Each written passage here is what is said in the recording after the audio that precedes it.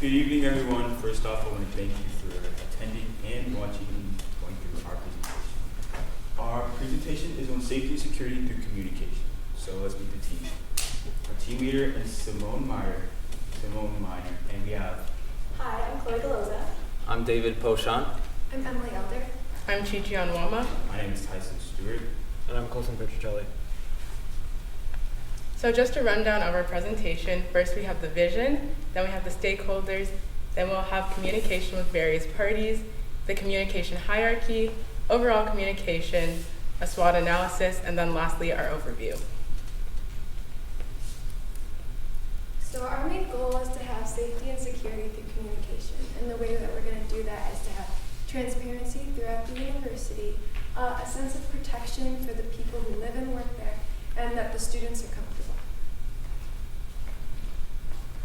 Stakeholders. So what is a stakeholder? A stakeholder is the person of concern in a given circumstance. As you can see, our internal stakeholders are the students, teachers, security, and the university. Our external stakeholders are the alumni and the visitors. External parties that pose threats to the university are the terrorist groups and the former students, which include students who left the school by choice or students who fell victim to expulsion. So for teacher and security communication, the lack of the communication between both the teachers and the security is our primary concern. And the way that we think that we can solve this is by having weekly meetings and monthly drills. And for the teachers, having at least one walkie-talkie per classroom in the school, as well as having a physical hard copy of the layout of the school, which will also have exits marked, and then also having them utilize the campus safety survey. Next we have student to security communication and security to student communication. So for students, what we decided to do is have a security survey that they would complete at the end of every term so that security knows how safe their students feel on campus. Then we'll have workshop for students, so we'll have practice drills so that in a case of any emergency, students know what to do and where to go to. And then we'll have them learn the correct color codes, which I will show more about in the next slide. And then we'll have school tours from security every year to show students what they are doing or what to do and what they need to do and where to go in any events. Then we'll have weekly meetings from the security guards so that everyone is on the same page as to the threats that are posed to the university.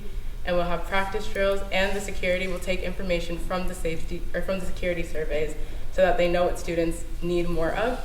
And then we'll also have security form alert systems through WhatsApp and Facebook so that when there's an emergency, students will get the alert immediately. And here is our color communication. So we chose 3 colors, red, black, and blue. So for warnings, we have it in black.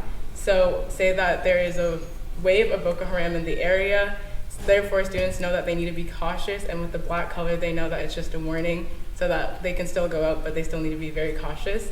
Then we have active threats, which is something that is happening in the present. So let's say there's a suspect on campus, that they know that if they see the suspect on campus, they should call security immediately. And then in red, we have emergencies, so that when they see red on their phones, they know that they need to start evacuating and call security immediately. One of our main operations that we want to implement is a method we like to call diffuse student communication. Rather than have each and every student be in direct contact with the security, we want to implement a intermediary body of students, selected students, whether through an application process or a suggestion process by the faculty or teachers. This team of students would act by receiving information from the rest of the students, those that they represent, and relaying it back to the security.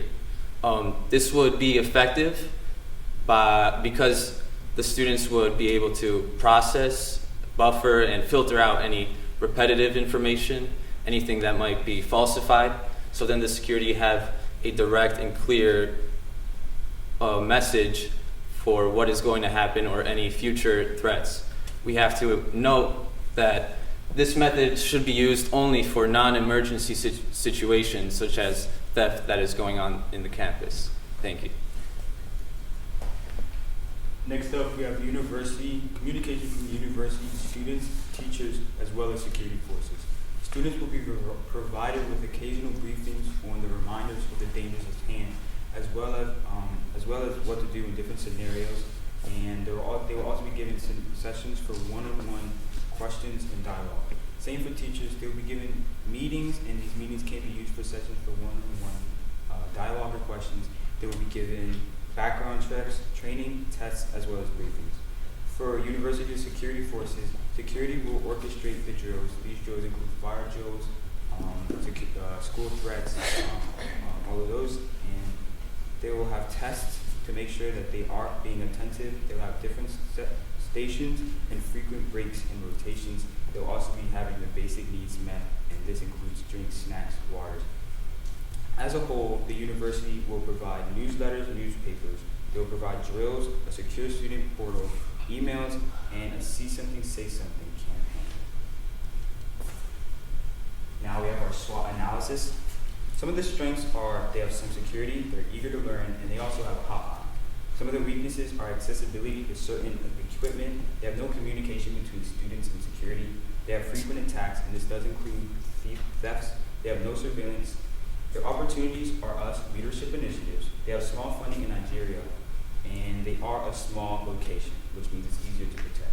Last are their threats. This includes Boko Haram, former students, as well as corruption. So we have come up with 5 main overarching sections under our larger goal to do this, the first would be increasing communication among internal stakeholders, and the second would be communication between students and security forces, trainings, meetings, surveys, etc., student response to petty crime, weekly meetings between the teachers and security who will make plans with one another and do drills once a month.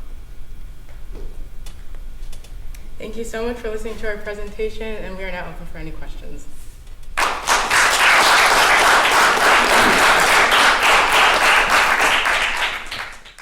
Okay, good job. First of all, you look great, and you did great. So that's terrific. I got a few points that I would make to you individually, both positive and hopefully somewhat helpful. Cece, you started out with a great smile. Your introduction I thought was good, but your smile, it wouldn't matter what you said, because I really appreciated the fact that you were enthusiastic and were smiling, and I thought that was great. Your hand gestures I thought were good. Normally you wouldn't be behind the podium, so they'd be a little bit more obvious to everybody. Walking out would have been helpful, but you were advancing the slides, so you couldn't do that. Good voice, I like that. Colson, volume was good. You need to up it just a little bit, and you got better as you went along. One of the things with the mask is you got to look at us and project through the mask. Otherwise, we can't understand what you're saying. And when you turn to look at the screen, there's nothing wrong with that, but don't talk toward the screen with the mask on. Facing the, yeah, okay, so made that point. David, good voice, you move forward, I like that. Good gestures. I'm not going to tell the rest of you that you had good hand gestures because you did. Okay, so I'll just pass up on that. Tyson, it's difficult for you to gesture, although you did it, holding an iPad, right? And I was glad to see you at some point, you held it because you know, when you got a microphone, you can gesture with the other hand. When you've got notes that you're reading, you're going to gesture with the other hand. And so you did that. In the beginning, I thought you weren't, but you did. The two ladies on the end, great job in moving forward and talking to me, your audience, and engaging me with your personalities and your voice and your gestures. So great. Go to you next, Mike. Yeah. So really nicely done. I love that presentation. I was well organized. It was well laid out, and there was a lot of information there. So that was really good, and I did like that. Your memorization generally was good. Diction, a couple standouts, particularly the Chi-Chi, Emily, and Chloe did really well. a couple of you guys, of the guys, you were speaking kind of in a normal speaking voice. So we can hear you. I'm not sure they could.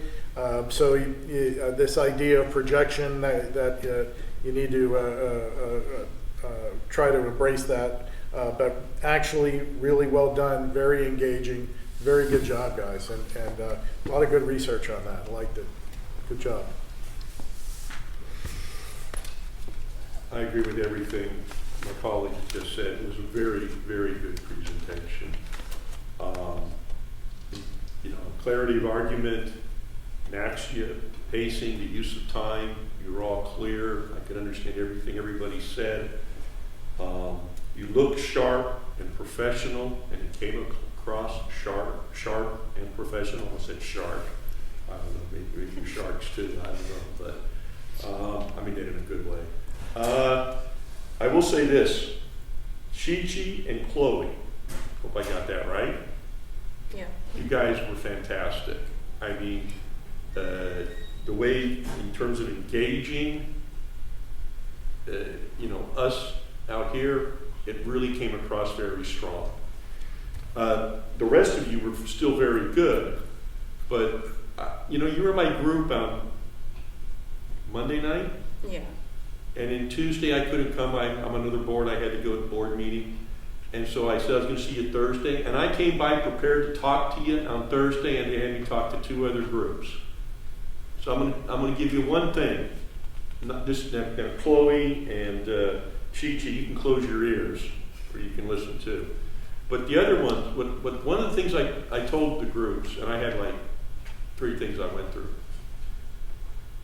To have the right body language, to come across the right way, what you need to do is think about something that was really nice that happened to you. I give speeches. I get paid money to go and talk. And if I get nervous, and I think that was the problem with most of the rest of you, what I do is I think about something that I really enjoyed in my life. Okay? Maybe it was Christmas, maybe it was Thanksgiving. You can tell by looking at me I enjoyed Thanksgiving. But at any rate, for y'all, it may be something different, okay? Think about, one boy told me last week he hit a home run last month and he won the baseball game because he did that. Think of something in your life, and when you do it, close your eyes and relive that. Think of the sounds, what you heard, what you saw, what colors you saw, and when you're doing that, give yourself a fist pump. And what I do before I get on the stage is sometimes you don't feel like getting up on the stage and doing something. I do a fist pump. And that's just not me talking. I got this guy that coaches the TV newscasters and everything. And that's what he has them do, or tells them. Because they don't always feel like going on the TV or whatever. You got down a little bit.